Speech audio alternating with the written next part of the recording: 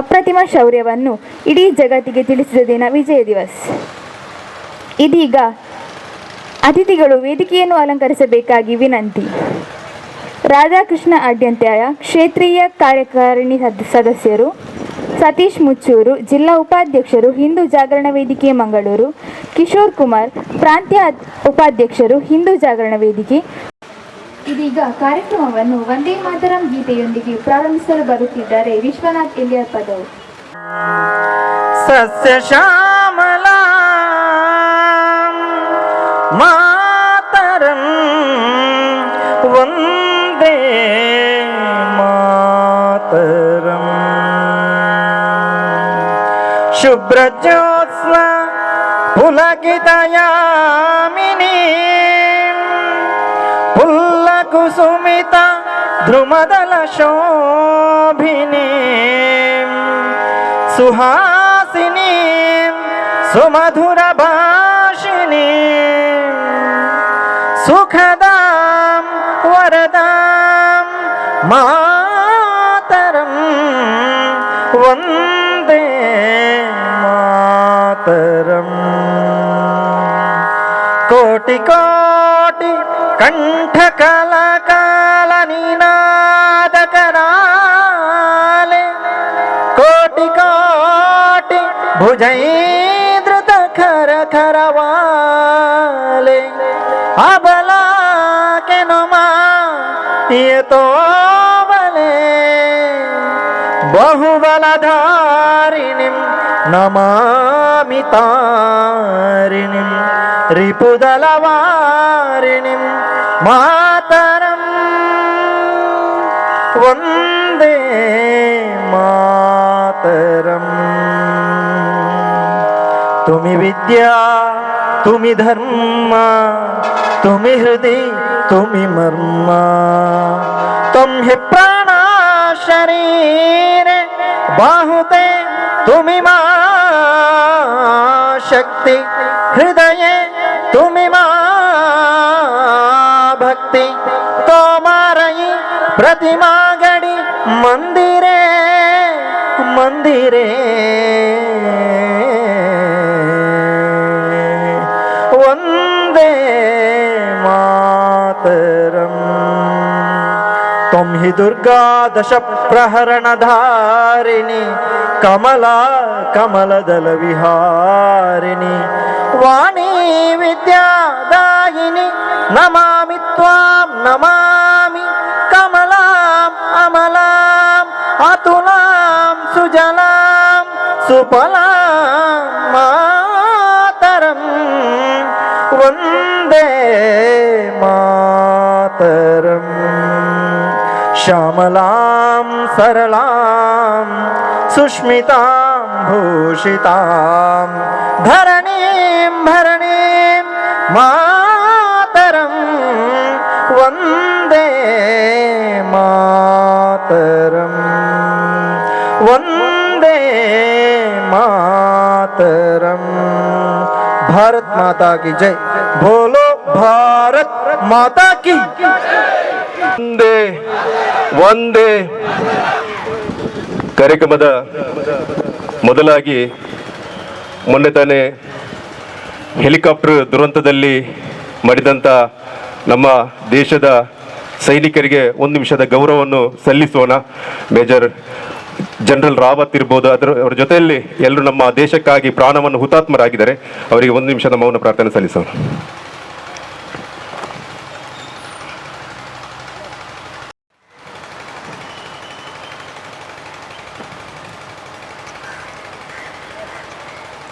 ಓಂ ಶಾಂತಿ. ಆದರಣೀಯ ಅದು ತಾಯಿ ಭಾರತಿಗೆ ಅರ್ಪಣೆ ಆಗ್ತದೆ. ಈ ನೆಲೆಯಲ್ಲಿ ಬೃಹತ್ ಮ್ಯಾರಥಾನ್ ಓಟವನ್ನು ಕೂಡ 50ನೇ ವರ್ಷದ ವಿಜಯ ದಿವಸದ ಅಂಗವಾಗಿ ಹಮ್ಮಿಕೊಂಡಿದ್ದೇವೆ. ಯಾಕೆಂದರೆ 1971 ಡಿಸೆಂಬರ್ 16 ನಡೆದಂಥ ಬಾಂಗ್ಲಾ ವಿಮೋಚನೆ ಒಂದು ನಮಗೆ ಆ ಒಂದು ದಿವಸದಲ್ಲಿ ಆ ದೇಶ ಕಷ್ಟಪಟ್ಟಂಥ ಸ್ಥಿತಿಗತಿಗಳನ್ನು ಮೆಲುಕು ಹಾಕುವಂಥ ನಮ್ಮ ತ್ಯಾಗ ಹಿರಿಯರ ತ್ಯಾಗ ಬಲಿದಾನಗಳನ್ನು ಮೆಲುಕು ಹಾಕುವಂಥ ಕೆಲಸವನ್ನು ಇವತ್ತು ಹಿಂದೂ ಜಾಗರಣ ವೇದಿಕೆ ಮಾಡಿದೆ ಅಂತ ಹೇಳಲಿಕ್ಕೆ ಬಹಳ ಸಂತೋಷ ಆಗ್ತದೆ. 50ನೇ ವರ್ಷದ ವಿಜಯ ದಿವಸವನ್ನು ನೆನಪಿಸುವಂಥ ಕೆಲಸವನ್ನು ಈ ದಿನ ಮಾಡಿದೆ. ಈ ನೆಲೆಯಲ್ಲಿ ನಮ್ಮ ಹಿಂದೂ ಜಾಗರಣ ವೇದಿಕೆಯ ಹಿರಿಯರ, ಅದೇ ರೀತಿ ಮಾಜಿ ಸೈನಿಕರ ಸಂಘದ ಒಂದು ಸಹಕಾರದಲ್ಲಿ ಒಂದಷ್ಟು ವಿಚಾರಧಾರೆಯನ್ನು ಈ ವೇದಿಕೆಯಲ್ಲಿ ನೀಡಲಿಕ್ಕಿದ್ದಾರೆ. ಅದಕ್ಕಾಗಿ ನಮ್ಮ ಪ್ರಮುಖರು ವೇದಿಕೆಯಲ್ಲಿ ಉಪಸ್ಥಿತರಿದ್ದಾರೆ. ಈ ಕ್ಷೇತ್ರದ ಆರಾಧ್ಯ ದೇವರಾದಂಥ ಸೋಮನಾಥ ದೇವರನ್ನು ಸ್ತುತಿಸುತ್ತಾ, ತಾಯಿ ರಾಜರಾಜೇಶ್ವರನು, ಅದೇ ರೀತಿ ಎಲ್ಲ ದೈವ ದೇವರುಗಳನ್ನು ಪ್ರಾರ್ಥಿಸುತ್ತಾ ಕಾರ್ಯಕ್ರಮವನ್ನು ಇದೀಗ ಆರಂಭ ಮಾಡ್ತಿದ್ದೇವೆ. ಈ ಕಾರ್ಯಕ್ರಮದಲ್ಲಿ ನಮ್ಮ ಜೊತೆ ಕಾರ್ಯಕ್ರಮವನ್ನು ಉದ್ಘಾಟನೆ ಮಾಡಲಿಕ್ಕೆ ನಮ್ಮ ಜೊತೆ ಉಪಸ್ಥಿತರಿದ್ದಾರೆ ಬ್ರಿಗೇಡಿಯರ್ IN ರೈ, ಮಾಜಿ ಅಧ್ಯಕ್ಷರು ಸೈನಿಕರ ಸಂಘ ದಕ್ಷಿಣ ಕನ್ನಡ ಜಿಲ್ಲೆ, ಪ್ರಸ್ತುತ ಸಲಹೆಗಾರರಾಗಿ ಸೈನಿಕರ ಸಂಘಕ್ಕೆ ಸಲಹೆಗಾರರಾಗಿ ಕೆಲಸ ಮಾಡ್ತಾ ಇದ್ದಾರೆ. ಬ್ರಿಗೇಡಿಯರ್ ಆಗಿ ದೇಶಕ್ಕಾಗಿ ಅದೆಷ್ಟೋ ಕಡೆಗಳಲ್ಲಿ, ಕಾಶ್ಮೀರ ಇರ್ಬೋದು, ಭಾರತದ ಬೇರೆ ಬೇರೆ ಕಡೆಗಳಲ್ಲಿ ತನ್ನ ಸೇವೆಯನ್ನು ಸೈನಿಕರ ಮೂಲಕ ಸೇವೆಯನ್ನು ಸಲ್ಲಿಸಿ ತಾವು ದೇಶಕ್ಕಾಗಿ ಕೊಡುಗೆಯನ್ನು ನೀಡಿದಂಥ ಬ್ರಿಗೇಡಿಯರ್ IN ರೈ ಇವರನ್ನು ಹಿಂದೂ ಜಾಗರಣ ವೇದಿಕೆ ಮತ್ತು ಹಿಂದೂ ಯುವ ವಾಹಿನಿ ಪರವಾಗಿ ಆತ್ಮೀಯವಾಗಿ ಸ್ವಾಗತ ಮಾಡ್ತಾ ಇದ್ದೇನೆ. ಅವರಿಗೆ ನಮ್ಮ ಸಂಪರ್ಕ ಪ್ರಮುಖರಾದಂತಹ ಮಹೇಶ್ ಪಜೀರ್ ಇವರು ಬಂದು ಹೂ ನೀಡಿ ಗೌರವ ಮಾಡಬೇಕಾಗಿ ವಿನಂತಿ ಮಾಡ್ತಾ ಇದ್ದಾರೆ. ಮಹೇಶ್ ಪಜೀರ್ ನೀಡಿ ಗೌರವ ಮಾಡಬೇಕಾಗಿ ವಿನಂತಿ.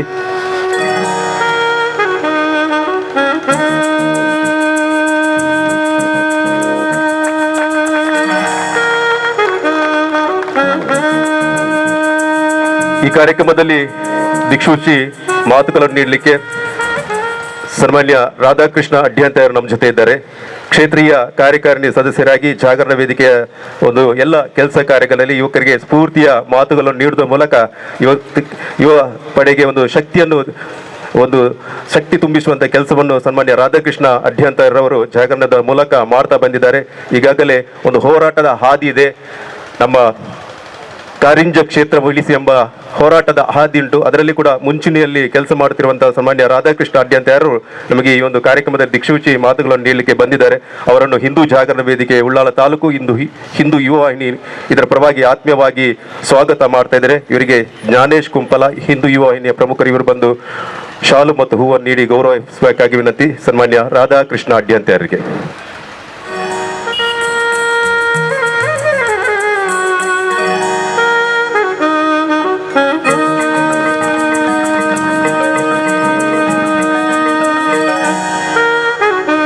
ಹಿಂದೂ ಜಾಗರಣ ವೇದಿಕೆಯ ಪ್ರಾಂತ ಉಪಾಧ್ಯಕ್ಷರಾದಂಥ ಕಿಶೋರ್ ಕುಮಾರ್ ಅವರು ನಮ್ಮ ಜೊತೆ ಇದ್ದಾರೆ.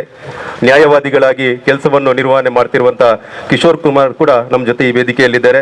ಅವರು ಕೂಡ ಹಿಂದೂ ಜಾಗರಣ ವೇದಿಕೆ ಉಳ್ಳಾಲ ತಾಲೂಕು ಹಿಂದೂ ಯುವ ಪರವಾಗಿ ಆತ್ಮೀಯವಾಗಿ ಸ್ವಾಗತ ಮಾಡುತ್ತಾ, ಅವರಿಗೆ ನಿತೇಶ್ ತಲಪಾಡಿ ಇವರು ಬಂದು ಶಾಲು ಮತ್ತು ಹೂವನ್ನು ನೀಡಿ ಗೌರವಿಸಬೇಕಾಗಿ ವಿನಂತಿ.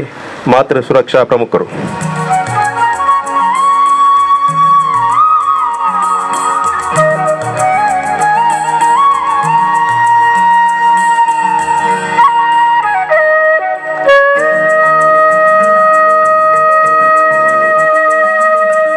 ಕಾರ್ಯಕ್ರಮದಲ್ಲಿ ಯುವಕರಿಗೆ ಸ್ಫೂರ್ತಿಯ ನಾಯಕತ್ವವನ್ನು ಕೊಟ್ಟಿದ್ದ ಸತೀಶ್ ಮುಚ್ಚೂರಿದ್ದಾರೆ. ಹಿಂದೂ ಜಾಗರಣ ವೇದಿಕೆ ಮಂಗಳೂರು ಉಪಾಧ್ಯಕ್ಷರಾಗಿ ಕೆಲಸ ಮಾಡ್ತಿರುವಂತಹ ಯುವಕರಿಗೆ ಸ್ಫೂರ್ತಿಯ ಶಕ್ತಿಯಾಗಿರುವಂಥ ಸತೀಶ್ ಮುಚ್ಚೂರು ಕೂಡ ನಮ್ಮ ಜೊತೆ ಇದ್ದಾರೆ ವೇದಿಕೆಯಲ್ಲಿ. ಅವರಿಗೆ ಹಿಂದೂ ಜಾಗರಣ ವೇದಿಕೆ ಹಿಂದೂ ಯುವ ವಾಹಿನಿಯ ಪರವಾಗಿ ಆತ್ಮೀಯವಾಗಿ ಸ್ವಾಗತ ಮಾಡ್ತಾ ಇದ್ದೇವೆ. ಅವರಿಗೆ ಅಂಕಿತ್ ಕುಂಪಲ ಇವರು ಬಂದು ಶಾಲು ಹೂವನ್ನು ನೀಡಿ ಗೌರವಿಸಬೇಕಾಗಿ ವಿನಂತಿ ಮಾಡ್ತಾ ಇದ್ದೇನೆ. ಸನ್ಮಾನ್ಯ ಸತೀಶ್ ಮುಚ್ಚೂರ್ ಅವರಿಗೆ.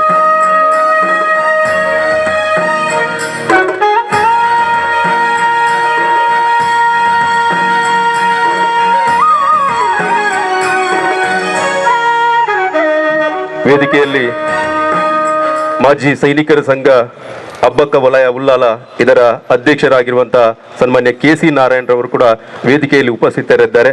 ಅವರ ಉಪಸ್ಥಿತಿಯನ್ನು ಗೌರವಿಸುತ್ತಾ ಅವರಿಗೆ ಕೂಡ ಹಿಂದೂ ಜಾಗರಣ ವೇದಿಕೆ ಪರವಾಗಿ ಆತ್ಮೀಯವಾಗಿ ಸ್ವಾಗತ ಮಾಡುತ್ತಾ ದಿನೇಶ್ ತಲಪಾಡಿ ಇವರು ಬಂದು ಶಾಲು ಹೂವನ್ನು ನೀಡಿ ಗೌರವ ಮಾಡಬೇಕಾಗಿ ವಿನಂತಿ. ಹಿಂದೂ ಜಾಗರಣ ವೇದಿಕೆ ತಲಪಾಡಿ ಘಟಕದ ಅಧ್ಯಕ್ಷರು ದಿನೇಶ್ ತಲಪಾಡಿ.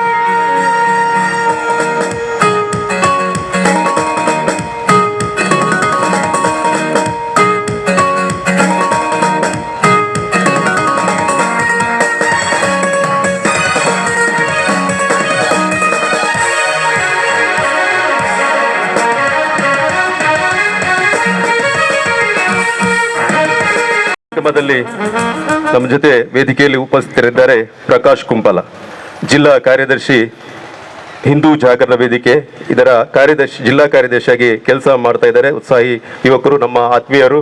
ಜೊತೆಯಲ್ಲಿ ಶ್ರೀ ಕುಂಪಲ ಬಾಲಕೃಷ್ಣ ಮಂದಿರದ ರಜತ ಮಹೋತ್ಸವ ಸಮಿತಿಯ ಅಧ್ಯಕ್ಷರಾಗಿ ಕೂಡ ತನ್ನ ಕರ್ತವ್ಯವನ್ನು ಮುಂದಕ್ಕೆ ನಿರ್ವಹಿಸಲಿಕ್ಕಿದ್ದಾರೆ. ಸನ್ಮಾನ್ಯ ಪ್ರಕಾಶ್ ಕುಂಪಲ್ರವರನ್ನು ಕೂಡ ಈ ಸಂದರ್ಭದಲ್ಲಿ ಆತ್ಮೀಯವಾಗಿ ಸ್ವಾಗತ ಮಾಡ್ತಾ ಇದ್ದಾರೆ.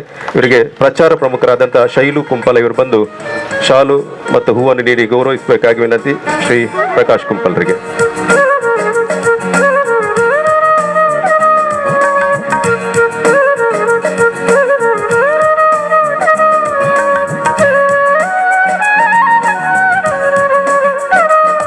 ವೇದಿಕೆಯಲ್ಲಿ ಹರೀಶ್ ಅವರಿದ್ದಾರೆ, ಜಿಲ್ಲಾ ಸಂಯೋಜಕರು, ಹಿಂದೂ ಯುವ ವಾಹಿನಿ ಇದರ ಜಿಲ್ಲಾ ಸಂಯೋಜಕರಾಗಿ ತನ್ನ ಸೇವೆಯನ್ನು ಸಲ್ಲಿಸ್ತಾ ಇದ್ದಾರೆ. ಅವರನ್ನು ಕೂಡ ಈ ಸಂದರ್ಭದಲ್ಲಿ ಹಿಂದೂ ಜಾಗರಣ ವೇದಿಕೆ, ಹಿಂದೂ ಯುವ ವಾಹಿನಿ ಪರವಾಗಿ ಆತ್ಮೀಯವಾಗಿ ಸ್ವಾಗತ ಮಾಡುತ್ತಾ ಅವರಿಗೆ ಸತೀಶ್ ದೇವಿಪುರ ಇವರು ಬಂದು ಶಾಲು ಮತ್ತು ಹೂವನ್ನು ನೀಡಿ ಗೌರವಿಸಬೇಕಾಗಿ ವಿನಂತಿ.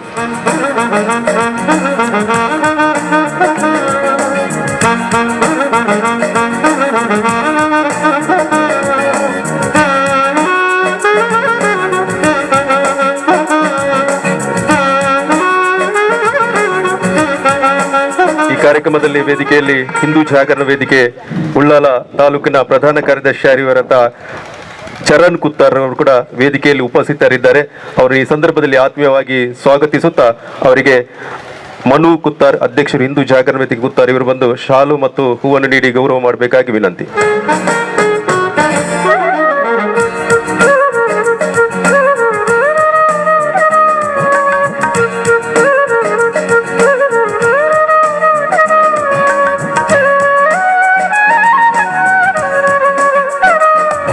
ಕಾರ್ಯಕ್ರಮದಲ್ಲಿ ಮಾಜಿ ಸೈನಿಕರ ಸಂಘ ಅಬ್ಬಕ್ಕ ವಲಯ ಉಳ್ಳಾಲ ಇದರ ಖಜಾಂಚಿ ಆಗಿರುವಂತಹ ರಾಘವೇಂದ್ರ ಭಟ್ ವೇದಿಕೆಯಲ್ಲಿದ್ದಾರೆ.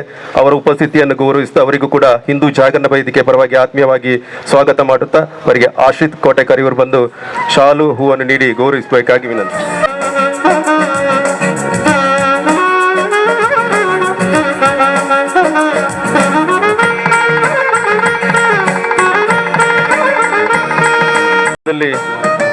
ನಮ್ಮ ಜೊತೆ ವೇದಿಕೆಯ ಮುಂಭಾಗದಲ್ಲಿ ಕೂಡ ಹಲವಾರು ರೀತಿಯ ಗಣ್ಯರು ನಮ್ಮ ಜೊತೆ ಭಾಗವಹಿಸಿದ್ದಾರೆ. ಅದರಲ್ಲಿ ಜೊತೆಯಲ್ಲಿ ನಮ್ಮ ಮಾಜಿ ಸೈನಿಕರ ಸಂಘದ ವಿವಿಧ ರೀತಿಯ ಹುದ್ದೆಗಳನ್ನು ಅಲಂಕರಿಸಿ ಪದಾಧಿಕಾರಿಗಳಿಗೂ ನಮ್ಮ ಜೊತೆ ಇದ್ದಾರೆ. ಹಾಗೆ ಈ ವೇದಿಕೆಯಲ್ಲಿ ಗೌರವಿಸುವಂತ ಸನ್ಮಾನ್ಯ ಮಾಜಿ ಸೈನಿಕರು ಕೂಡ ಇದ್ದಾರೆ. ಅವರ ಉಪಸ್ಥಿತಿಯನ್ನು ಕೂಡ ನಾವು ಈಗ ಗೌರವಿಸ್ತಾ ಇದ್ದೇವೆ. ಕೃಷ್ಣಗಟ್ಟಿ ಅಡ್ಕ ಇದ್ದಾರೆ. ನಮ್ಮ ಕೃಷ್ಣಗಟ್ಟಿ ಅವರ ಉಪಸ್ಥಿತಿಗೆ ಆತ್ಮೀಯವಾದ ಸ್ವಾಗತವನ್ನು ಬಯಸ್ತಾ ಇದ್ದೇವೆ. ಸಿದ್ಧಾರ್ಥ ಕುಂಪಲ ಅವರಿಗೂ ಆತ್ಮೀಯವಾದ ಸ್ವಾಗತ. ಕೃಷ್ಣ ಬೋಳಾರ್ ಅವರಿಗೂ ಕೂಡ ಆತ್ಮೀಯ, ದಯವಿಟ್ಟು ಎದ್ದು ನಿಂತೊಂದು ಪರಿಚಯ ವಿಷಯ. ಕೃಷ್ಣ ಬೋಳಾರ್, ಹಾಗೆ ಐತಪ್ಪ ಶೆಟ್ಟಿಗಾರ್ ಅವರಿಗೂ ಕೂಡ ಆತ್ಮೀಯ ಸ್ವಾಗತ. ಅದರ ಜೊತೆಯಲ್ಲಿ ಮಾಜಿ ಸೈನಿಕರಾಗಿರುವಂತಹ ವೆಂಕಟೇಶ್ ಕುಂಪಲ್ರವರಿದ್ದಾರೆ, ಅವರ ಆತ್ಮೀಯವಾದ ಸ್ವಾಗತ. ಸುಧಾಕರ್ ಕುಂಪಲ್ ಇದ್ದಾರೆ, ಅವರಿಗೆ ಆತ್ಮೀಯ ಸ್ವಾಗತ. ಪ್ರವೀಣ್ ಶೆಟ್ಟಿ ಪಿಲಾರ್, ಅನಿಲ್ ಕುಮಾರ್ ಕುಂಪಲ ಇದ್ದಾರೆ, ರಾಜೇಶ್ ಕಣ್ಣೀರ್ ತೋಟ ಇದ್ದಾರೆ, ಕೃಷ್ಣ ಬೋಳಾರ್ ಇದ್ದಾರೆ, ತಾರ್ನಾಥ್ ಕೆ ಇದ್ದಾರೆ, ವಸಂತ್ ಸೋಮೇಶ್ವರ ಇದ್ದಾರೆ. ಇವರಿಗೆಲ್ಲರಿಗೂ ಜಾಗರಣದ ಪ್ರಮುಖರು ಬಂದು ಶಾಲು ಹಾಕಿ ಗೌರವಿಸಬೇಕಾಗಿ ವಿನಂತಿ. ಪ್ರಕಾಶ್ ಕುಂಪಲ ಮತ್ತು ನಮ್ಮ ಚರಣ್ ಕುತ್ತಾರ್ ಅವರು ಬಂದು ಶಾಲು ಹಾಕಿ ಎಲ್ಲರಿಗೂ ಗೌರವ ಮಾಡಬೇಕಾಗಿ ವಿನಂತಿ ಮಾಡ್ತಾ ಇದ್ದೇನೆ. ನೀಡುವಂತ ಕೆಲಸವನ್ನು ಮಾಜಿ ಸೈನಿಕರ ಸಂಘದ ಪರವಾಗಿ ಅವರ ವತಿಯಿಂದ ಈ ಭಾಗದಲ್ಲಿ, ಅದು ಜಿಲ್ಲೆಯಲ್ಲಿರ್ಬೋದು, ಉಳ್ಳಾಲ ಅಬ್ಬಕ್ಕ ವಲಯದಲ್ಲಿ ಕೂಡ ಮಾಡ್ತಾ ಬಂದಿದ್ದಾರೆ. ಅವರಿಗೂ ಕೂಡ ಈ ಸಂದರ್ಭದಲ್ಲಿ ಅವರ ಒಂದು ಸೇವೆಯನ್ನು ಕೂಡ ಗುರುತಿಸಿ ನಾವು ಹಿಂದೂ ಜಾಗರಣ ವೇದಿಕೆಯ ವತಿಯಿಂದ ಇವತ್ತು ಆ ಒಂದು ಸಂಸ್ಥೆಯ ಸಹಯೋಗದಲ್ಲಿ ಕಾರ್ಯಕ್ರಮವನ್ನು ಆಯೋಜಿಸಿದ್ದೇವೆ. 50ನೇ ವರ್ಷದ ವಿಜಯ ದಿವಸದ ಅಂಗವಾಗಿ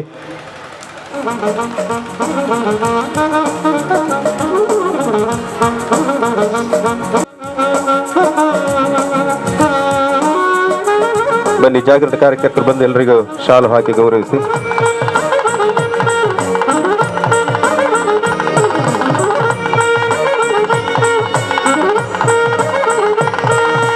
ಬೃಹತ್ ಸಂಖ್ಯೆಯಲ್ಲಿ ಮ್ಯಾರಥಾನ್ ಓಟದ ಮೂಲಕ ಇಲ್ಲಿ ಯುವ ಪೀಳಿಗೆಗೆ ನಮ್ಮ ಹಿರಿಯರು ಕೊಟ್ಟಂತ ಕೊಡುಗೆಗಳನ್ನು ಸ್ಮರಿಸುವಂತ ಕಾರ್ಯಕ್ರಮವೇ ಇವತ್ತು ವಿಜಯ್ ದಿವಸ್ ಕಾರ್ಯಕ್ರಮ. ಹಿಂದೂ ಜಾಗರಣ ವೇದಿಕೆಯಿಂದ ಈ ಒಂದು ಕಾರ್ಯಕ್ರಮವನ್ನು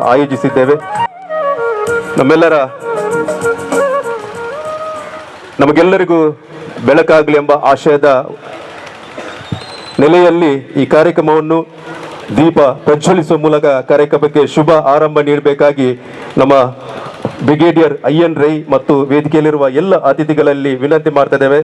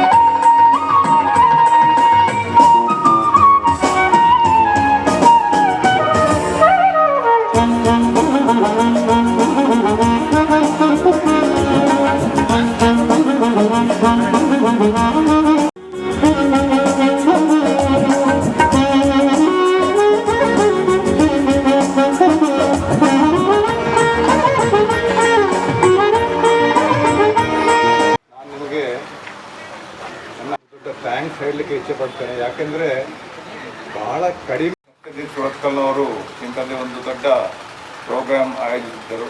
ಹಾಗೂ ಮಂಗಳೂರಿನಲ್ಲಿ ಇದೊಂದು ನಾವೊಂದು ವಿಷಯ ಹೇಳಲಿಕ್ಕೆ ಇಚ್ಛೆಪಡ್ತೇನೆ. ನೋ ಫ್ಯೂಚರ್ ಅಂತ ಯಾವಾಗ ನಾವು ನಮಗೆ ಒಂದು ಆರ್ಡರ್ ಬಂದಿತ್ತು 7ನೇ ತಾರೀಕಿಗೆ. ಆ ಪಾಕಿಸ್ತಾನದ ಪೋಸ್ಟನ್ನು ನೀವು ಕ್ಯಾಪ್ಚರ್ ಮಾಡಿ ಸ್ವಾಧೀನ ತಗೊಂಡು ಪಾಕಿಸ್ತಾನಿಗಳನ್ನು ರಾವಿ ನದಿಯ ಆ ಕಡೆ ನೀವು ದೂಡಿ ಹಾಕಬೇಕು ಅಂತ. ಅದು ಪ್ಲ್ಯಾನ್ ಎಲ್ಲ ಆಗಿ ರಾತ್ರಿ 11 ಗಂಟೆಗೆ, ಡಿಸೆಂಬರ್ ರಾತ್ರಿ 11 ಗಂಟೆಗೆ 11ನೇ ತಾರೀಕು ರಾತ್ರಿ ಹೋಗೋದರ ಮೇಲೆ ನಾವು ಅಟ್ಯಾಕ್ ಮಾಡಿದ್ದೆವು. ಎಷ್ಟು ಘೋರ ಯುದ್ಧ ಅಂದರೆ 11 ಗಂಟೆಯಿಂದ ಬೆಳಿಗ್ಗೆ 5:15 ಗಂಟೆ ತನಕ ಯುದ್ಧ ಸಾಗಿತ್ತು. ಎಲ್ಲ CQB ಅಂದರೆ close quarter battle field fighting, ಅಂದರೆ ಕಾರ್ಬೈನಲ್ಲಿ ಹಿಪ್ಪಿಂದ ಫೈರ್ ಮಾಡುವುದು, ಗ್ರೆನೇಡ್ ಎಸೆಯುವುದು ಮತ್ತು ಬಾಯನೆಟ್ಟಿಂದ ಚುಚ್ಚಿ ಕೊಲ್ಲುವುದು ಹಾಗೂ ಕೈ ಮಿಲಾಯಿಸುವಂಥ ಯುದ್ಧ ಅದು. ಕೊನೆಗೂ ಜಯ ನಮ್ಮದೇ ಆಯಿತು. ಒಬ್ಬರು ಮೊದಲನೇ ಕಾಲದೊಬ್ಬರು ಜನರಲ್ ಹೇಳಿದ್ದಾರೆ, ಯುದ್ಧ ಅಂದರೆ ಭಾಳ ಒಂದು ಕ್ರೂಯಲ್ ಗೇಮ್ ಅಂತ. ಗೇಮ್ ಒಂದು ಆಟ. ಈ ಗೇಮಲ್ಲಿ ಒಬ್ಬನೇ ವಿನ್ನರ್, ಇದರಲ್ಲಿ ಸೆಕೆಂಡ್ ಪ್ರೈಸ್ ಇಲ್ಲ. ಈ ಆಟದಲ್ಲಿ ವಿನ್ನರ್ ಟೇಕ್ಸ್ ಆಲ್ ಅಂತ ಹೇಳ್ತಾರೆ.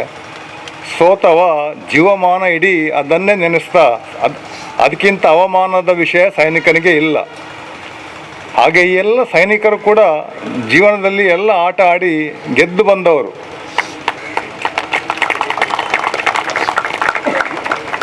ಆದರೆ ಯುದ್ಧದಲ್ಲಿ ಸೋತ ಮೇಲೆ ಅದು ಬಹಳ ದುಃಖದ ಸಂಗತಿ. ಸೋತ ನಂತರ ಎರಡನೇ ದುಃಖದ ಸಂಗತಿ ಅಂದರೆ ಯುದ್ಧದಲ್ಲಿ ಗೆಲ್ಲುವುದು, ಗೆದ್ದು ನಮ್ಮ ಸೈನಿಕರ ಜೀವ ಕೊಟ್ಟವರ ದೇಹವನ್ನು ನಾವು ಎತ್ತುವುದು, ಅದು ಎರಡನೇ ಬಹಳ ಬೇಸರದ ವಿಷಯ. ಹಾಗೆ ಆ ದಿವಸ ಬೆಳಿಗ್ಗೆ 5:30 ಗಂಟೆಗೆ ನಾವು ಯುದ್ಧ ಭೂಮಿಯಲ್ಲಿ ಪಾಕಿಸ್ತಾನದವರೊಂದಿಗೆ ಯುದ್ಧ ಮಾಡಿ ಹೊರಗೆ ಬಂದು, ಟ್ರೆಂಚಿಂದ ಹೊರಗೆ ಬಂದು ನಮ್ಮ ಸೈನಿಕರ ದೇಹವನ್ನು ಎತ್ತಲಿಕ್ಕೆ ಹೋಗುವಾಗ ಒಂದು ರಾತ್ರಿಯಲ್ಲಿ ನಮ್ಮ 42 ಮಂದಿ ಸೈನಿಕರು ವೀರಮರಣವನ್ನು ಹೊಂದಿದ್ದರು. ಅದರಲ್ಲಿ ನನ್ನ 2 ಸಹೋದರರಂಥ ಆಫೀಸರ್ಸ್, ಒಬ್ಬರು ನನಗಿಂತ 6 ತಿಂಗಳು ಚಿಕ್ಕವರು, ಇನ್ನೊಬ್ಬರು ನನಗಿಂತ 6 ತಿಂಗಳು ದೊಡ್ಡವರು. ಮೊದಲನ ರಾತ್ರಿ ಅಸೆಂಬ್ಲಿ ಏರಿಯಾದಲ್ಲಿ ಒಟ್ಟಿಗೆ ಕೂತು ಒಂದೇ ಮೆಸ್ಟಿನ್, ಅಂದರೆ ನಮಗೆ ಅಲ್ಲೊಂದು ಅಲ್ಯೂಮಿನಿಯಂದ ಟಿನ್ ಸಿಗ್ತದೆ ಅಲ್ಲಿ ಫೀಲ್ಡಿಗೆ ಹೋಗುವಾಗ, ಆ ಒಂದು ಮೆಸ್ಟಿನಲ್ಲಿ ದಾಲ್ ಹಾಕಿ 3 ಜನ ಒಟ್ಟಿಗೆ ಕೂತು ರಾತ್ರಿ ಕತ್ತಲಿಗೆ ಒಂದೇ ದಾಲ್ನಿಂದ ಟಿನ್ನಿಂದ ತಿಂದು ನಾವು ಊಟ ಮಾಡಿದೆವು. ನಂತರ ನಾವು ಯುದ್ಧಕ್ಕೆ ಹೋದದ್ದು. ಇನ್ನೊಬ್ಬರು ಮೇಜರ್ ಇದ್ದರು, ತೀರತ್ ಸಿಂಗ್ ಅಂತ. ಅವರು ಕೊನೆಗೆ ಅಬ್ಜೆಕ್ಟಿವ್ನ ಫೈನಲ್ಗೆ ಹೋಗಿ ಅದನ್ನು ಸ್ವಾಧೀನಪಡಿಸಿ ಕೊನೆಗೆ ಅವರ ಮೇಲೆ 2 ಸಲ ಪಾಕಿಸ್ತಾನದವರು ಅಟ್ಯಾಕ್ ಮಾಡಿದರು. 2 ಸಲವೂ ಆ ಪಾಕಿಸ್ತಾನದವ್ರನ್ನ ಸೋಲಿಸಿ ಹಿಂದೆ ಕಳಿಸಿದರು. 3ನೇ ಸಲ ಅವರು ಕೌಂಟರ್ ಅಟ್ಯಾಕ್ ಮಾಡುವಾಗ ಅವ್ರ ಹತ್ರ ಉಳಿದದ್ದು ಒಂದು ಸೆಕ್ಷನ್ ಮಾತ್ರ, ಅಂದರೆ ಬರೀ 10 ಸೈನಿಕರು. 10 ಸೈನಿಕರನ್ನು ಸುತ್ತುವರಿಸಿ ಒಂದು 60 ಪಾಕಿಸ್ತಾನದ ಸೈನಿಕರು ಅವರ ಮೇಲೆ ಫೈರ್ ಮಾಡಿ ಅಸಾಲ್ಟ್ ಮಾಡಲಿಕ್ಕೆ ಶುರು ಮಾಡಿದರು. ಆಗ ಈ ವೀರ ಸೈನಿಕ ಏನು ಮಾಡಿದ ಗೊತ್ತಾ? ಅವನಿಗೆ ಗೊತ್ತಿತ್ತು ಇದನ್ನು ನಾವು ಕಳೆದು ಹೋದರೆ ನಮ್ಮ ಕೈಯಿಂದ ಪೂರಿ ರಾತ್ರಿಯ ಕಂಪ್ಲೀಟ್ ರಾತ್ರಿಯ ಯುದ್ಧ ಹೋದಂತೆ. ಅದಕ್ಕೋಸ್ಕರ ಅವರು ನಮ್ಮ ಆರ್ಟಿಲರಿ ಗನ್, ನಮ್ಮ ಹಿಂದಿಂದ ನಮಗೆ ಸಪೋರ್ಟ್ ಕೊಡುವ ಗನ್ನನ್ನು ಅವರ ಮೇಲೆ ಗುಂಡು ಹಾಕಲಿಕ್ಕೆ ಹೇಳಿದರು. ಯಾಕೆ? ಅವರು ಟ್ರೆಂಚಲ್ಲಿದ್ದಾರೆ, ಅವರು ಒಬ್ಬರು ಸತ್ತರೆ ಪಾಕಿಸ್ತಾನದ ಒಂದು 10 ಜನ ಸಾಯ್ತಾರೆ. ಇದೊಂದು ಗ್ಯಾಂಬಲ್. ಅಂತಹ ವೀರ ಯೋಧರು ಕೂಡ ನಮ್ಮಲ್ಲಿದ್ದಾರೆ.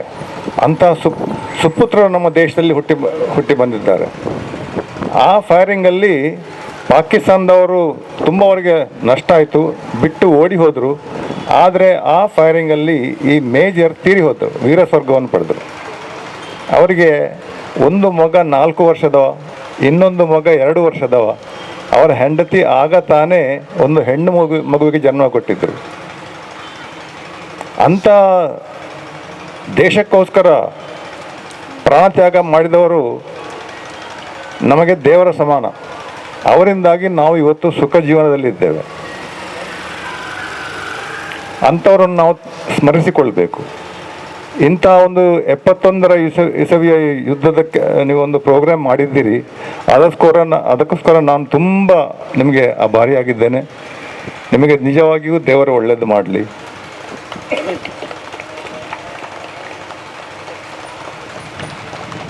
ಇನ್ನು ಮುಂದೆ ನಾನು ಸೈನಿಕನಾಗಿ, ಆಫೀಸರ್ ಆಗಿ ಭಾರತೀಯ ಸೇನೆಯಲ್ಲಿ 34 ವರ್ಷ ಸರ್ವಿಸ್ ಮಾಡಿದ್ದೇನೆ. ಇದನ್ನು ಯಾಕೆ ಹೇಳ್ತೇನೆಂದು ಕೊನೆಗೆ ಹೇಳ್ತೇನೆ. ಆಮೇಲೆ 3 ವರ್ಷಗಳ ಕಾಲ ನಾನು ನಾಗಾಲ್ಯಾಂಡಲ್ಲಿ ಫಿಜೋ ಅವರು ಮುಖ್ಯಸ್ಥ ಇಂಗ್ಲೆಂಡಲ್ಲಿ ಕೂತ್ಕೊಂಡು ನಮ್ಮ ದೇಶದ ವಿರುದ್ಧ ಯುದ್ಧ ಮಾಡ್ತಿದ್ರು. 73ರಲ್ಲಿ ನಾಗಗಳು ನಮಗೆ ಹೇಳಿದರು, ನಿಮಗೆ ಅಷ್ಟು ತಾಕತ್ತಿದ್ರೆ ಬಂದಿಲ್ಲಿ ಎಲೆಕ್ಷನ್ ಮಾಡಿ ಅಂತ ಹೇಳಿದರು. ಆಗ ನಾನು 3 ವರ್ಷ ನಾಗಾಲ್ಯಾಂಡಲ್ಲಿ ಗೆರಿಲ್ಲಗಳ ವಿರುದ್ಧ ಹೋರಾಡಿದ್ದೇನೆ. ಕಾಡಿನಲ್ಲಿ ಆಂಬುಷ್ ಮಾಡ್ತಾ, ಕಾಡಿನಲ್ಲಿ ಈ ಜಿಗಣೆಗಳು ಮೈಯನ್ನು ಕಚ್ಚಿಕೊಂಡು ರಕ್ತ ಹೀರಿ ಮಲೇರಿಯಾದ ನುಸಿಗಳನ್ನು ಕಚ್ಚಿಸಿಕೊಂಡು 3 ವರ್ಷ ಆ ಕಾಡಿನಲ್ಲಿದ್ದೆ. ನಂತರ ಸ್ವಲ್ಪ ಸಮಯದ ಬ್ರೇಕ್ ಸಿಕ್ಕಿದ ಮೇಲೆ 2 ವರ್ಷ ಲಡಾಖಿಗೆ ಹೋದೆ. ಈಗ ಚೈನಾದವರು ಕೂತಲ್ಲಿ ಕಣ್ಣು ತೋರಿಸ್ತಾ ಇದ್ದಾರೆ. 16,000 ಅಡಿ ಎತ್ತರದಲ್ಲಿ -30 ಡಿಗ್ರಿ ಸೆಲ್ಸಿಯಸ್ ಟೆಂಪರೇಚರ್. -30 ಅಂದರೆ ಎಷ್ಟು? ನೀವು ಸೆಕೆ ಕಾಲದಲ್ಲಿ ಪೇಟೆಗೆ ಬಂದು ಒಂಜಿ ಕೋಲ್ಡ್ ಥಮ್ಸ್ ಅಪ್ ಕೊರ್ಲೇವ ಅಂತಾರೆ. ಆ ಕೋಲ್ಡ್ನ ಫ್ರಿಜ್ ತೆಗೆಯುವಾಗ ಅದರೊಳಗೆ ಇರುವುದು ಟೆಂಪರೇಚರ್ -3 ಡಿಗ್ರಿ. -3 ಡಿಗ್ರಿ. ನಾವಿದ್ದದ್ದು -30 ಡಿಗ್ರಿಯಲ್ಲಿ. ಅಲ್ಲಿ ಹೀಗೆ ಬಾಟ್ಲಿಗೆ ಹೊರಗೆ ಬಿಸಿಲಲ್ಲಿ ಇಟ್ಟರೆ ಕೂಡ ಅದು ಇಡೀ ಬಾಟ್ಲಿ ಐಸ್ ಆಗಿ ಬಿಡ್ತದೆ. ಅಂಥ ಊರಲ್ಲಿ ಕೂಡ ನಾನು 2 ವರ್ಷ ಕಳೆದಿದ್ದೇನೆ. ನಂತರ ಶ್ರೀಲಂಕಾಗೆ ಹೋಗಿ LTT ಅವರೊಂದಿಗೆ ನನ್ನ ಸೈನಿಕರನ್ನು ನಡೆಸಿಕೊಂಡು ಹೋರಾಟ ಮಾಡಿದ್ದೇನೆ. ಆಗ ಅವರು ನನ್ನನ್ನು ಟಾರ್ಗೆಟ್ ಮಾಡಿದರು, ಇವ ಮೇಜರ್ ಬಹಳ ಪತ್ರ ಕೊಡ್ತಾನೆ ಅಂತ. ನನ್ನ ಜೀಪ್ ಓಪನ್ ಜೀಪಲ್ಲಿದ್ದೆ. ನನ್ನ ಜೀಪ್ನ ಅಡಿಯಲ್ಲಿ ಅವರು IED ಇಟ್ಟು ಅದನ್ನು ರಿಮೋಟಿಂದ ಜೀಪನ್ನು ಮೇಲೆ ಹಾರಿಸಿದರು. ನನಗೆ ಜೀಪು ಹೊಡೆದದ್ದು ಗೊತ್ತಿಲ್ಲ, ಸೌಂಡು ಇಲ್ಲ, ನೋವಿಲ್ಲ. ಅಂದರೆ ಗೀತೆಯಲ್ಲಿ ಶ್ರೀಕೃಷ್ಣ ಹೇಳಿದ್ದಾನೆ ಅರ್ಜುನನಿಗೆ, rise O son of Kunti and fight this righteous war. Kunti ಪುತ್ರನೇ ಎದ್ದೇಳು, ಈ ಧರ್ಮಯುದ್ಧವನ್ನು ಮಾಡು. ನೀನು ಸತ್ತರೆ ನೀನು ನೇರವಾಗಿ ಸ್ವರ್ಗಕ್ಕೆ ಹೋಗ್ತೀಯ, ಗೆದ್ದರೆ ಈ ಭೂಮಿಯ ಇದನ್ನು ಅನುಭವಿಸ್ತಿ ಸುಖವನ್ನು. ಅದಕ್ಕೋಸ್ಕರ ನಮ್ಮ ಒಂದು ರಾಜಪೂತಾನ ರೈಫಲ್ ಇದೆ, ಅವರು ಬಾಯನೆಟ್ ಹಾಕಿ ಶತ್ರುವಿನ ಮೇಲೆ ದಾಳಿ ಮಾಡುವಾಗ ಅವರ ಬ್ಯಾಟಲ್ ಕ್ರೈ ಏನಂದರೆ ವೀರ ಭೋಗ್ಯ ವಸುಂಧರ ಅಂತ. ಅಂದರೆ ಗೆದ್ದವನು ಈ ಭೂಮಿಯನ್ನು ಅನುಭವಿಸ್ತಾನಂತ. ಹಾಗೆ ನನಗೆ ಎಚ್ಚರ ಆಗುವಾಗ 3 ದಿವಸ ಕಳೆದಿತ್ತು. ನನ್ನಲ್ಲಿ ಜೀಪಲ್ಲಿ ಸರ್ದಾರ್ಜಿಗಳು ಅವರ ಮೊಂಡಾಸ್ ತೆಗೆದು ನನ್ನನ್ನು ಜೀಪ್ನ ಸೀಟಿಗೆ ಕಟ್ಟಿ ಹೆಡ್ ಕ್ವಾರ್ಟರ್ಗೆ ತಂದು, ಅಲ್ಲಿಂದ ಹೆಲಿಕಾಪ್ಟರಲ್ಲಿ ಜಾಫ್ನಾಗೆ ತಂದು, ಜಾಫ್ನಾದಿಂದ ಏರ್ಫೋರ್ಸ್ ಫ್ಲೈಟಲ್ಲಿ ಮೆಡ್ರಾಸ್ಗೆ ತಂದು, ಮೆಡ್ರಾಸ್ನಿಂದ ಇನ್ನೊಂದು ಏರ್ಫೋರ್ಸ್ ಫ್ಲೈಟಲ್ಲಿ ಹಾಕಿ ಬ್ಯಾಂಗ್ಳೂರು ಏರ್ಫೋರ್ಸ್ ಹೌಸ್ಗೆ ತಂದು ಅಲ್ಲಿ ಅಡ್ಮಿಟ್ ಮಾಡಿದರು. 3 ತಿಂಗಳ ಕಾಲ ನಾನು ICUಯಲ್ಲಿದ್ದೆ. ಮುಖ ಎಲ್ಲ ಹೊಡೆದು ಹೋಗಿತ್ತು, ಎಲ್ಲ ವಯರ್ ಹಾಕಿ ಕಟ್ಟಿದ್ರು. ಈಗ 4 ಹಲ್ಲು ಇಲ್ಲ, ಕಿವಿ ಕೂಡ ಹೊರಗೆ ಬಂದಿತ್ತು. ಕಿವಿಯೊಳಗೆ ಈಗ ಕಿವಿಯ ರಂಧ್ರ ಅದನ್ನು ಸಿಕ್ಕಿಸಿ ಹಾಕಿದ್ದಾರೆ, ಅದು ಆರ್ಟಿಫಿಷಿಯಲ್. ಎಲ್ಲರೂ ಹೇಳಿದ್ರು ಇವ ಇನ್ನೂ ಪ್ರಯೋಜನ ಎಲ್ಲ ಇನ್ನೂ ಹೋಗ್ತಾನೆ ಅಂತ, ಅಂದರೆ ಮನೆಗೆ ಹೋಗಬೇಕು ಅಂತ. ಆದರೆ ಮನಸ್ಸಿನಲ್ಲಿ ಒಂದು ಪರಿಸ್ಥಿತಿಯ ವಿರುದ್ಧ ಹೋರಾಡುವ ಒಂದು ದೃಢತೆ ಬೇಕು. 6 ತಿಂಗಳು ಕಳೆದ ಮೇಲೆ ಹಾಸ್ಪಿಟ್ಲಿಂದ ಡಿಸ್ಚಾರ್ಜ್ ಆಗೋ ಹೇಳಿದರು, ನೀನು ಹೇಗೆ ಹೊರಗೆ ಬಂದೆ ಅಂತ ನಮಗೆ ಗೊತ್ತಾಗೋದಿಲ್ಲ ಅಂತ. ಅಂದರೆ ಆಗ ಕಿವಿದು ಬಿದ್ದೋಗಬೇಕಿತ್ತು, ಇಷ್ಟು ದೊಡ್ಡ ಒಂದು ಕಾಲಿಫ್ಲವರ್ ಆಗಿತ್ತು ಕಿವಿ. ನಂತರ ಪ್ರಮೋಷನ್ ಆಗಿ ನನ್ನ 71ನೇ ಇಸವಿಯ ಬೆಟಾಲಿಯನ್ನೇ ಕಮಾಂಡ್ ಮಾಡಿ ಗುರೇಜ್ಗೆ ಹೋದೆ, JNKಯಲ್ಲಿ. ಆ ಕಾಲದಲ್ಲಿ ಕಾಶ್ಮೀರದಲ್ಲಿ ಸ್ವರಾಜ್ಯ ಅಂತ ಅವ್ರು ಹೇಳಿದರು, ಇಂಡಿಪೆಂಡೆನ್ಸ್, ಆಜಾದಿ. ಆ ಸಮಯದಲ್ಲಿ ಫಾರಿನ್ ಮರ್ಸನರೀಸ್, ಸಿರಿಯನ್ಸ್, ಅಫ್ಘಾನೀಸ್ ಬರ್ತಿದ್ರು ಮೇಲಿಂದ. ಅವರೊಂದಿಗೆ ಹೋರಾಡಿದೆ. ಅದು ಪುನಃ 15,000 ಅಡಿ ಎತ್ತರದಲ್ಲಿ, 20 ಫೀಟ್ ಸ್ನೋ. 20 ಫೀಟ್ ಸ್ನೋ ಅಂದರೆ ನಮ್ಮ ಈ ಲ್ಯಾಂಪ್ ಪೋಸ್ಟಲ್ಲಿ ಟೆಲಿಫೋನ್ ಪೋಸ್ಟ್ ಎಲ್ಲ ಮುಚ್ಚಿ ಹೋಗ್ತದೆ. ಅದರ ತುದಿಯನ್ನು ನೋಡಿಕೊಂಡು ನಾವು ನಡೆದುಕೊಂಡು ಹೋಗಬೇಕು. ನಂತರ ಪುನಃ ಬ್ರಿಗೇಡಿಯರ್ ಆಗಿ ಈಸ್ಟ್ ಸಿಕ್ಕಿಂ 14,500 ಅಡಿ ಎತ್ತರದಿಂದ 16,000 ಅಡಿ ಎತ್ತರದಲ್ಲಿ ಸರ್ವಿಸ್ ಮಾಡಿದ್ದೇನೆ. ಅದರಡಿಯಲ್ಲಿ Indian Military Academy, officer training ಅಕಾಡೆಮಿಲೆಲ್ಲ ಸರ್ವಿಸ್ ಮಾಡಿ. ಯಾಕೆ ಹೇಳ್ತೇನೆ ಅಂದರೆ ಹಿಂದೆ ಯುವಕರು ಕೂತಿದ್ದಾರೆ. ನಾನು ಸೈನ್ಯ ಬಿಡುವಾಗ ನಂತರ ಕೇಳಿದರು, ಸರ್ ನಿಮಗೆ ಈ ಸೈನ್ಯ ಬಿಡುವಾಗ ನಿಮಗೆ ಏನಾದರೂ ಒಂದು ಬೇಸರ ಇದೆಯಾ ಸೈನ್ಯಕ್ಕೆ ಸೇರಿದ್ದೇನಂತ? ಆಗ ನಾನು ಹೇಳಿದ್ದು, ನನಗೆ ಏನೂ ಬೇಸರ ಇಲ್ಲ, ಆದರೆ ಒಂದು ದೊಡ್ಡ ಬೇಸರ ಇದೆ. ಅದು ಏನು ಸರ್? ನಾನು 34 ವರ್ಷ ಸರ್ವಿಸ್ ಮಾಡಿದ್ದೇನೆ, ಭಾರತದ ಎಲ್ಲ ಗಡಿಯಲ್ಲಿಯೂ ತಿರುಗಿದ್ದೇನೆ. ನಾನು ಬ್ರಿಗೇಡಿಯರ್ ಆಗಿ 7,000 ಸೋಲ್ಜರನ್ನು ಕಮಾಂಡ್ ಮಾಡಿದ್ದೇನೆ. 50-60 ಆಫೀಸರ್ ಇದ್ದರು ನನ್ನ ಕೆಳಗೆ. ಆದರೆ ಇಷ್ಟರವರೆಗೆ ನಾನು ಒಬ್ಬ ಸೋಲ್ಜರ್, ಸೈನಿಕ ಅಥವಾ ಆಫೀಸರನ್ನು ಸೆಕೆಂಡ್ ಮಾಡಲಿಲ್ಲ, ಕೈ ಮಿಲಾಯಿಸಲಿಲ್ಲ. ಸರ್, ನಾನು lieutenant Aravind from Mangalore sir. ನಾನು ಹವಲ್ದಾರ್ ಯಶವಂತ್ ಫ್ರಮ್ ದಕ್ಷಿಣ ಕನ್ನಡ ಸರ್. ಅದು ಒಂದು ನನಗೊಂದು ದೊಡ್ಡ ಬೇಸರ ಇತ್ತು. ಯಾಕೆ ಮಂಗಳೂರಿನವರು ಸೈನ್ಯ ಅಥವಾ ಯೂನಿಫಾರ್ಮ್ ಜಾಬ್ಗೆ ಸೇರುವುದಿಲ್ಲ ಅಂತ. ಈಗ ವಿಶೇಷ ಸಂಗತಿ ಅಂದರೆ, ನಮ್ಮ ಮಂಗಳೂರಿಂದ ಒಂದು 40-50 ಆಫೀಸರ್ಸ್ ಇದ್ದಾರೆ. ನಮ್ಮ ಮಂಗಳೂರಿನ ಗ್ರೂಪ್ ಆಗಿದೆ, ಒಂದು ವಾಟ್ಸಪ್ ಗ್ರೂಪಲ್ಲಿ. ಅದರಲ್ಲೂ ಕೂಡ ಒಬ್ಬ ಪ್ರಸಿದ್ಧ ನಾಯಕ್ ಅಂತ ಇದ್ದಾರೆ. ಈಗ ಅವರು ಮೇಜರ್. ನನ್ನ ಮನೆಗೆ ಬಂದು ನನ್ನಿಂದ ಕಾಂಡಕ್ಟ್ ಸರ್ಟಿಫಿಕೇಟ್ ತಗೊಂಡು IMAಗೆ ಹೋಗಿದ್ರು ಅವರ ತಂದೆ ಮಗನನ್ನು ಅಡ್ಮಿಷನ್ ಮಾಡಲಿಕ್ಕೆ. ಆ ಹುಡುಗ ಸುರತ್ಕಲ್ NITಯಲ್ಲಿ ಇಂಜಿನಿಯರಿಂಗ್ ಗ್ರ್ಯಾಜುಯೇಟ್, ಆದರೆ ಈಗ ಅವರು ಆರ್ಟಿಲರಿಯಲ್ಲಿ ಮೇಜರ್ ಆಗಿದ್ದಾರೆ. ಅಂಥವರು ಕೂಡ ನಮ್ಮಲ್ಲಿದ್ದಾರೆ. ಈಗ ಹಠವಾದಿಗಳು, ಛಲವಾದಿಗಳು ಸೇರಲೇಬೇಕು ಅಂತ. ಮೊನ್ನೆ ತಾನೇ ಫಂಕ್ಷನ್ ಆದಮೇಲೆ ಕಮಿಷನರ್ ಅವ್ರ ಹತ್ರ ನಾನು ಮಾತಾಡ್ತಾ ಇದ್ದೆ. ಅವ್ರು ಹೇಳಿದರು, ಸರ್ ಇಲ್ಲಿ ಪೊಲೀಸ್ ಡಿಪಾರ್ಟ್ಮೆಂಟ್ಗೆ ಸೇರಲಿಕ್ಕೆ ನಮ್ಮ ವೇಕೆನ್ಸಿ ದಕ್ಷಿಣ ಕನ್ನಡದವ್ರದ್ದು ಫುಲ್ಲೇ ಆಗ್ತಾ ಇಲ್ಲ. ಹಾಗಾಗಿ ಇಲ್ಲಿಗ ಪೊಲೀಸ್ನವರು ಬರೋದು ಪೊಲೀಸ್ ಡಿಪಾರ್ಟ್ಮೆಂಟಿಗೆ ಉತ್ತರ ಕರ್ನಾಟಕದ ಬರ್ತಾ ಇದ್ದಾರೆ. ಯಾಕಾಗಿ ಹೀಗೆ ಆಗ್ತಾ ಇದೆ? ನಮ್ಮ ಯುವ ಪೀಳಿಗೆ ಈ ಯೂನಿಫಾರ್ಮ್ ಜಾಬ್ಗೆ ಯಾಕೆ ಸೇರುವುದಿಲ್ಲ?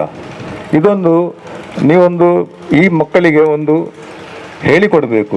ಇದಕ್ಕೆ ನೀವೊಂದು ಸಣ್ಣ ಪ್ರಶಿಕ್ಷಣ ಶುರು ಮಾಡಬೇಕು. ಮಕ್ಕಳನ್ನು ಎಳೆ ವಯಸ್ಸಿನಲ್ಲೇ ಅವರಿಗೊಂದು ಪ್ರೋತ್ಸಾಹ ಕೊಡಬೇಕು, ಅವರಿಗೆ ಮೋಟಿವೇಶನ್ ಕೊಡಬೇಕು, ಅವರಿಗೆ ಟ್ರೈನಿಂಗ್ ಕೊಡಬೇಕು. ಟ್ರೈನಿಂಗ್ ಅಂದರೆ ಫಿಸಿಕಲ್, ಮೆಂಟಲ್ ಮತ್ತು ಇಂಟೆಲೆಕ್ಚುವಲ್ ದೈಹಿಕ, ಮಾನಸಿಕ ಮತ್ತು ಬುದ್ಧಿವಂತಿಕೆ.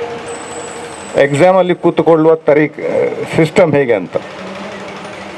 ಯಾಕೆಂದರೆ ನಮ್ಮ ದೇಶ ಈಗ ಬಲಿಷ್ಠವಾಗ್ತಾ ಇದೆ, ಬಹಳ ಬಲಿಷ್ಠವಾಗಿದೆ. ಈಗ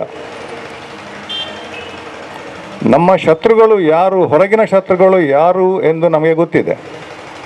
ಇಬ್ಬರು ಶತ್ರುಗಳಿದ್ದಾರೆ. ಅವರು ನಮಗೆ ಯಾರು ಅಂತ ಗೊತ್ತಿದೆ, ಅದಕ್ಕೆ ನಾವು ತಯಾರಿ ಮಾಡಿದ್ದೇವೆ. ಆದರೆ ನಮ್ಮ ಆಂತರಿಕ ಶತ್ರುಗಳು ಯಾರು ಎಂದು ನೀವು ನೋಡಿಕೊಳ್ಬೇಕು.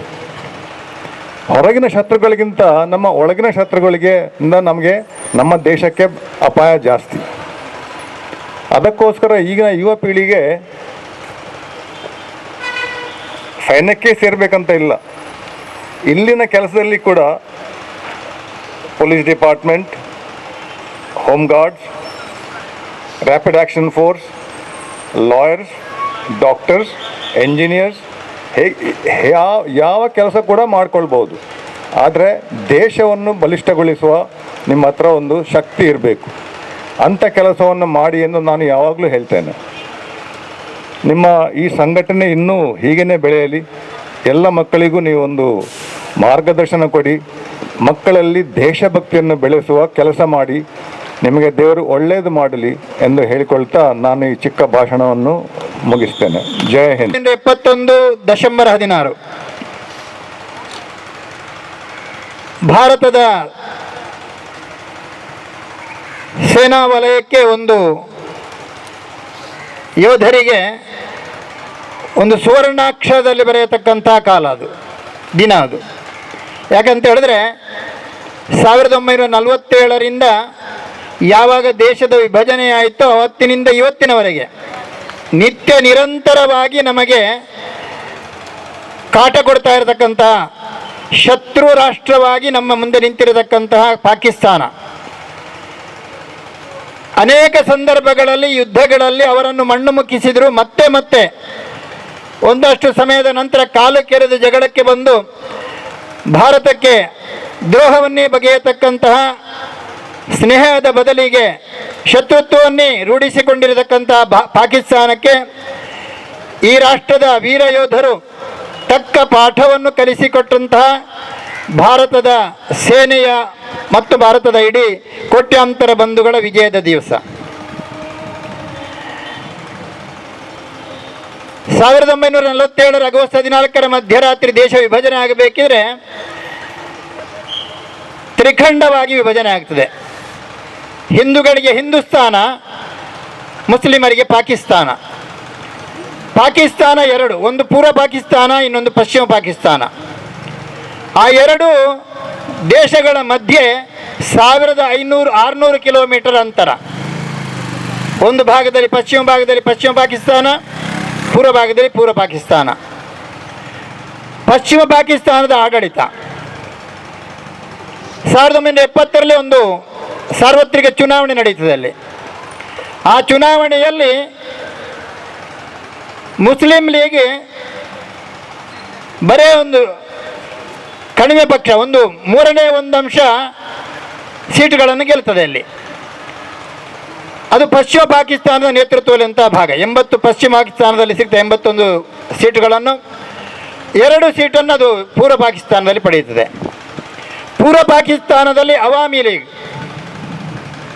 ಅವರು ಸ್ವಲ್ಪ ಉದಾರವಾದಿಗಳು ಅಂತ ಲೆಕ್ಕ. ಪಶ್ಚಿಮ ಪಾಕಿಸ್ತಾನದವರೆಗೆ ಕ್ರೂರಿಗಳಲ್ಲ. ಅವರ ಪಕ್ಷಕ್ಕೆ 162ರಲ್ಲಿ 160 ಸೀಟುಗಳು. ಒಟ್ಟಾರೆಯಾಗಿ ಪಾಕಿಸ್ತಾನ, ಪೂರ್ವ ಪಶ್ಚಿಮ ಪಾಕಿಸ್ತಾನಕ್ಕೆ ಒಟ್ಟು ಸೇರಿ ಅತ್ಯಂತ ದೊಡ್ಡ ಬಹುಮತವನ್ನು ಅವಾಮಿ ಲೀಗ್ ಪಡೆಯುತ್ತದೆ. ಆದರೆ ಸೇನೆಯೊಂದಿಗೆ ಕೈ ಜೋಡಿಸಿ, ಪಾಕಿಸ್ತಾನದ ಸೇನೆಯೊಂದಿಗೆ ಕೈ ಜೋಡಿಸಿ ಅವಾಮಿ ಲೀಗಿನ ನಾಯಕನಿಗೆ ಅಲ್ಲಿ ಪ್ರಧಾನಿ ಪಟ್ಟ ಸಿಗುವುದಿಲ್ಲ. ಮುಸ್ಲಿಂ ಲೀಗ್ ನೇತೃತ್ವದಲ್ಲಿ ಅಲ್ಲಿ ಸರ್ಕಾರ ನಡೆಯುತ್ತದೆ. ಪಶ್ಚಿಮ ಪಾಕಿಸ್ತಾನದ ಮುಸಲ್ಮಾನರು ಮತ್ತು ಪೂರ್ವ ಪಾಕಿಸ್ತಾನದ ಮುಸಲ್ಮಾನರು ಅವರು ಇಲ್ಲಿ ಹೇಳ್ತಾರಲ್ಲ, ನಮಗೆ 100,000 ದೇವರುಗಳಿಲ್ಲ ನಿಮ್ಮ ಹಾಗೆ, ನಮಗೆ ಒಬ್ಬನೇ ದೇವರು ಅಲ್ಲ, ನಮಗೆ ಒಬ್ಬನೇ ಪ್ರವಾದಿ ಮಹಮ್ಮದ್ ಪೈಗಂಬರ್, ಒಬ್ಬನೇ ದೇವರು ಅಲ್ಲಾಹನನ್ನ, ಒಬ್ಬನೇ ಮಹಮ್ಮದ್ ಪೈಗಂಬರ್ನನ್ನು ಸ್ವೀಕಾರ ಮಾಡತಕ್ಕಂಥ ಮುಸ್ಲಿಂ ಸಮಾಜದ ಪಶ್ಚಿಮ ಪಾಕಿಸ್ತಾನದ ಆಡಳಿತ ಪೂರ್ವ ಪಾಕಿಸ್ತಾನದ ಜನರ ಮೇಲೆ ಅಮಾನುಷ ದೌರ್ಜನ್ಯವನ್ನು ನಡೆಸ್ತಾರೆ. ಸಾಂಸ್ಕೃತಿಕವಾಗಿ ಅವರಿಗೆ ಒಮ್ಮತ ಇಲ್ಲ, ವ್ಯಾವಹಾರಿಕವಾದಂಥ ಒಮ್ಮತ ಇಲ್ಲ. ಈ ರೀತಿಯಾಗಿ ಪಾರಂಪರಿಕವಾಗಿ ಅವರೊಳಗಿರತಕ್ಕಂಥ ವ್ಯತ್ಯಾಸಗಳ ಆಧಾರದಲ್ಲಿ ಪಶ್ಚಿಮ ಪಾಕಿಸ್ತಾನದ ಸೇನೆ ಮತ್ತು ಅಲ್ಲಿಯ ಭಯೋತ್ಪಾದಕ ಸಂಘಟನೆಗಳು ಅವೆಲ್ಲ ಸೇರಿಕೊಂಡು ಪೂರ್ವ ಪಾಕಿಸ್ತಾನದ ಜನರ ಮೇಲೆ ದಬ್ಬಾಳಿಕೆ ಪ್ರಾರಂಭ ಆಗುತ್ತದೆ.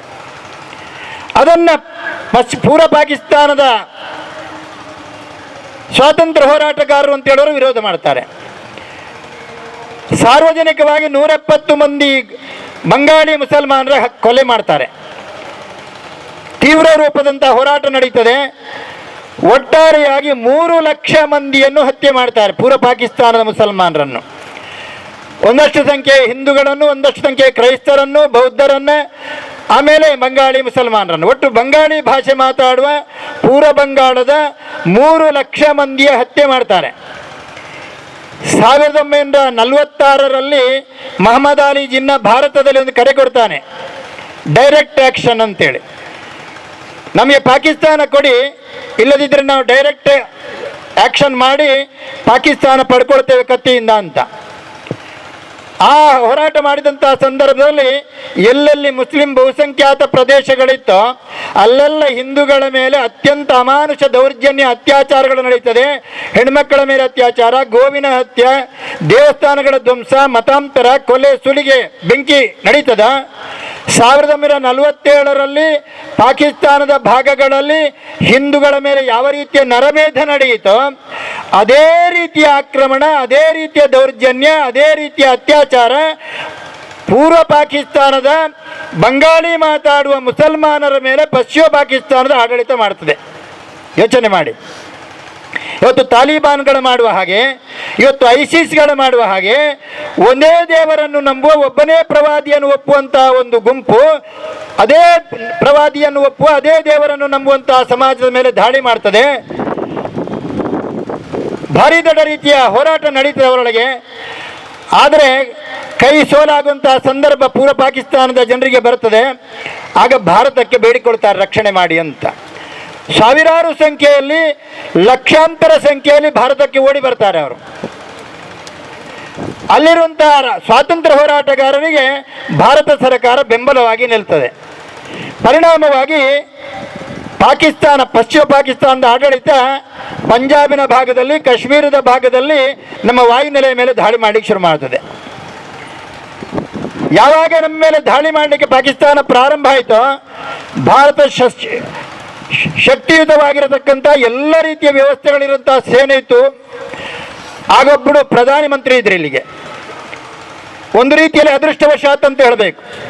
ಇಡೀ ಕಾಂಗ್ರೆಸ್ಸಿನ ಇತಿಹಾಸದಲ್ಲಿ ಎಲ್ಲ ನಪುಂಸಕರನ್ನು ನಾವು ಕಂಡ್ರೆ ಒಬ್ಬಳು ಕ್ಷಾತ್ರ ದೇಶದ ಒಬ್ಬಳು ಮುಖ್ಯಮಂತ್ರಿ, ಪ್ರಧಾನಮಂತ್ರಿ ಈ ದೇಶದಲ್ಲಿದ್ದರು, ಇಂದಿರಾ ಗಾಂಧಿಯವರು.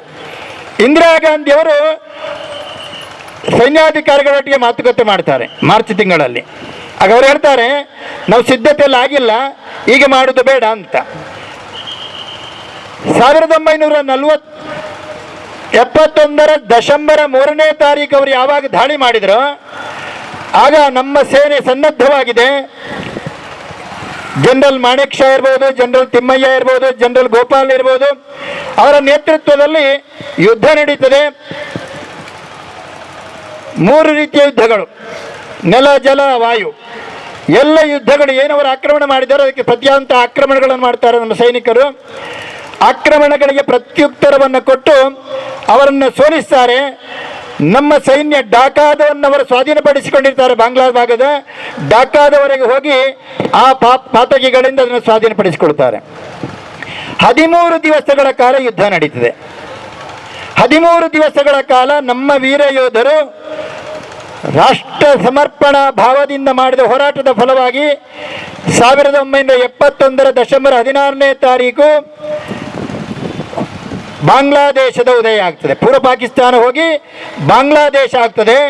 ಆ ಬಾಂಗ್ಲಾದೇಶವನ್ನು ಸ್ವಾತಂತ್ರ್ಯ ಸಿಕ್ಕಿದಂತಹ ಪಾಕಿಸ್ತಾನ ಎನ್ನುವಂತಹ ಪಾಪಿ ರಾಷ್ಟ್ರಕ್ಕೆ ಪಾಠ ಕಲಿಸಿದಂತಹ ಒಂದು ಪವಿತ್ರ ದಿವಸ ಡಿಸೆಂಬರ್ 16, 1971. ಮೊನ್ನೆ ಡಿಸೆಂಬರ್ 16ಕ್ಕೆ 50 ಸಂವತ್ಸರಗಳು ಕಳೆದಿದೆ. ಸಂಪೂರ್ಣ ಪಾಕಿಸ್ತಾನ ಶರಣಾಗುತ್ತದೆ. 92,000ಕ್ಕಿಂತ ಹೆಚ್ಚು ಸೈನಿಕರನ್ನ ನಮ್ಮ ವೀರ ಯೋಧರು ಸೆರೆ ಹಿಡಿತಾರೆ, ಪಾಕಿಸ್ತಾನಿ ಸೈನಿಕರನ್ನ. ಒಂದು ಅವಕಾಶ ಇತ್ತು ನಮಗೆ, ಕಾಶ್ಮೀರದ 5ನೇ 2 ಭಾಗ ಕಳ್ಕೊಂಡಿದ್ದೇವೆ ನಾವು. ಜಲ್ಫಿಕರ್ ಆಲಿ ಭುಟ್ಟೋ ಇಂದಿರಾ ಗಾಂಧಿಯಲ್ಲಿ ಬರ್ತಾನೆ, ಕಣ್ಣೀರು ಹಾಕ್ತಾನೆ. ಯಾವ ಭುಟ್ಟೋನ ಕಣ್ಣೀರನ್ನು ನೋಡಿ ಇಂದಿರಾ ಗಾಂಧಿಯವರ ಮನ ಕರಗುತ್ತದೆ. ನಮ್ಮ 5ನೇ 2 ಭಾಗ ಕಾಶ್ಮೀರ ಕಳ್ಕೊಂಡಿದ್ದೇವೆ, ಅದು ನಿಮ್ಮ ಕೈಯಲ್ಲಿದೆ, ಆ ಕಾಶ್ಮೀರವನ್ನು ಕೊಡಿ, ನಿಮ್ಮ ಸೈನಿಕರನ್ನು ಕೊಡ್ತೇವೆ ಅಂತ ಒಂದು ಮಾತು ಹೇಳ್ತಿದ್ರೆ ಇವತ್ತು ಆಜಾದ್ ಕಾಶ್ಮೀರ ನಮ್ಮ ದೇಶದೊಳಗಿರ್ತಿತ್ತು. ಇಂದಿರಾ ಗಾಂಧಿ ಅವರು ಅದನ್ನು ಮಾಡುವುದಿಲ್ಲ. ಆ ಸಾಮರ್ಥ್ಯ ಇತ್ತು, ಅವರಲ್ಲಿ ಯೋಗ್ಯತೆ ಇತ್ತು, ಅದನ್ನು ಅವರು ಮಾಡಲಿಲ್ಲ. ಭುಟ್ಟೋನ ಕಣ್ಣೀರನ್ನು ನೋಡಿ ಸೈನಿಕರನ್ನು ಬಿಟ್ಟುಕೊಟ್ಟು ಆಮೇಲೆ ಕೂಡ ನಮ್ಮನ್ನೇ ಕಾಲಕ್ಕೆರೆದು ಜಗಳಕ್ಕೆ ಬರ್ತಾ ಇರೋದನ್ನು ನಾವು ಕಾಣ್ತಾ ಇದ್ದೇವೆ. ಹೀಗೆ ನಮ್ಮ ಸೈನಿಕರು 12,000ಕ್ಕಿಂತ ಹೆಚ್ಚು ಸೈನಿಕರ ಬಲಿದಾನ ಆಗ್ತದೆ, ನೆನ್ಪಿಟ್ಕೊಳ್ಳಿ. ಅವರು 65ಕ್ಕಿಂತ 75ರವರೆಗೆ ಯುದ್ಧ ವಿಮಾನಗಳನ್ನು ನಮ್ಮ ಸೈನಿಕರು ಹೊಡೆದುಳಿಸಿದ್ದಾರೆ, ಧ್ವಂಸ ಮಾಡಿದ್ದಾರೆ. ಅವರ ಸಾವಿರಾರು ಸೈನಿಕರನ್ನು ಹತ್ಯೆ ಮಾಡಿದ್ದಾರೆ. ಈ ರೀತಿ ವೀರಾವೇಶದಿಂದ ಹೋರಾಡಿ ರಾಷ್ಟ್ರಕ್ಕೆ ಗೆಲುವನ್ನು ತಂದುಕೊಟ್ಟಿರತಕ್ಕಂತಹ ಆ ಎಲ್ಲ ವೀರ ಯೋಧರಿಗೆ, ಆ ಯುದ್ಧದಲ್ಲಿ ಬಲಿದಾನಗೊಂಡವರಿಗೆ, ಮುಂದಿನ ಯುದ್ಧಗಳಲ್ಲಿ ಅದು ಭಾರತ ಪಾಕಿಸ್ತಾನ ಯುದ್ಧ ಇರ್ಬೋದು, ಭಾರತ ಚೈನಾ ಯುದ್ಧ ಇರ್ಬೋದು, ಅಥವಾ ಕಾರ್ಗಿಲ್ ಯುದ್ಧ ಇರ್ಬೋದು, ಎಲ್ಲ ಯುದ್ಧಗಳಲ್ಲಿ ಕೂಡ ಬಲಿದಾನಗೊಂಡಂತಹ ಸಾವಿರ ನಮ್ಮ ವೀರ ಯೋಧರಿದ್ದಾರಲ್ಲ, ಅವರ ಬಲಿದಾನದಿಂದ ನಾವೆಲ್ಲ ಇವತ್ತು ನೆಮ್ಮದಿಯಾಗಿ ನಮ್ಮ ಕಾರ್ಯಕ್ರಮಗಳನ್ನು ಹಮ್ಮಿಕೊಳ್ತಾ ಇದ್ದೇವೆ. ಈಗಾಗಲೇ ಉಲ್ಲೇಖ ಮಾಡಿದರು, ಮಂಗಳೂರು ಭಾಗದಿಂದ, ದಕ್ಷಿಣ ಕನ್ನಡ ಭಾಗದಿಂದ ಸೈನ್ಯಕ್ಕೆ ಸೇರ್ಪಡೆ ಕಡಿಮೆ ಆಗ್ತಾ ಇದೆ ಅಂತೇಳಿ ಅವರು ಹೇಳುವಾಗ ಹೌದು ಅಂತ ಅನ್ನಿಸ್ತಾ ಇದೆ.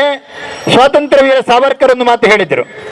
ದೇಶಕ್ಕೆ ಸ್ವಾತಂತ್ರ್ಯ ಸಿಕ್ಕಿದ ಬೆನ್ನಿಗೆ ಅವರು ಕೊಟ್ಟಂತಹ ಕರೆ, ಈ ದೇಶದಲ್ಲಿ ಶಿಕ್ಷಣ ಸಂಸ್ಥೆಗಳಲ್ಲಿ ಸೈನಿಕ ಶಿಕ್ಷಣ ಸಿಗಬೇಕು, ಒಬ್ಬೊಬ್ಬ ವಿದ್ಯಾರ್ಥಿಗೂ ಸೈನಿಕ ಶಿಕ್ಷಣ ಸಿಗಬೇಕು, ಅವರಿಗೆ ನಾನು ಈ ರಾಷ್ಟ್ರಕ್ಕಾಗಿ ಬದುಕಬೇಕು, ರಾಷ್ಟ್ರಕ್ಕಾಗಿ ಹೋರಾಟ ಮಾಡಬೇಕು, ರಾಷ್ಟ್ರಕ್ಕಾಗಿ ಪ್ರಾಣ ಕೊಡಬೇಕು ಅಂತ ಭಾವ ವಿದ್ಯಾರ್ಥಿ ಜೀವನದಲ್ಲಿ ಅವನ ಹೃದಯದಲ್ಲಿ ಆವಾಹನೆಗೊಳ್ಳಬೇಕು.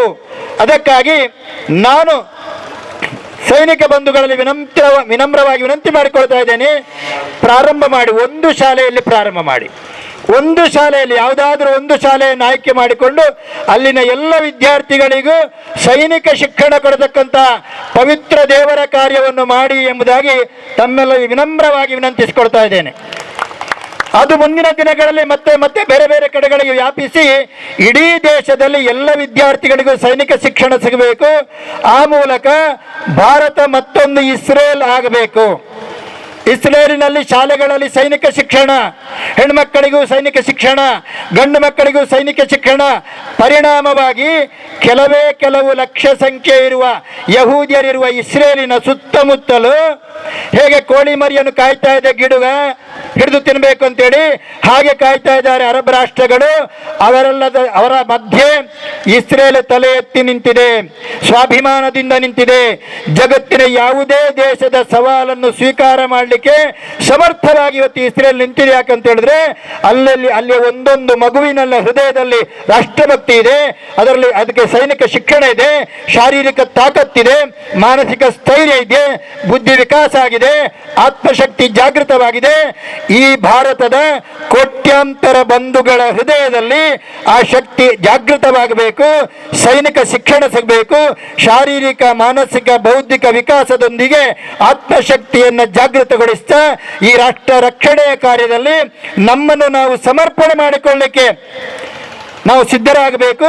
ನಮಗೆ ರಾಷ್ಟ್ರೀಯ ಸ್ವಯಂ ಸೇವಕ ಸಂಘ ರಾಷ್ಟ್ರಕ್ಕಾಗಿ ಬದುಕುವ ಪಾಠ ಹೇಳಿಕೊಟ್ಟಿದೆ.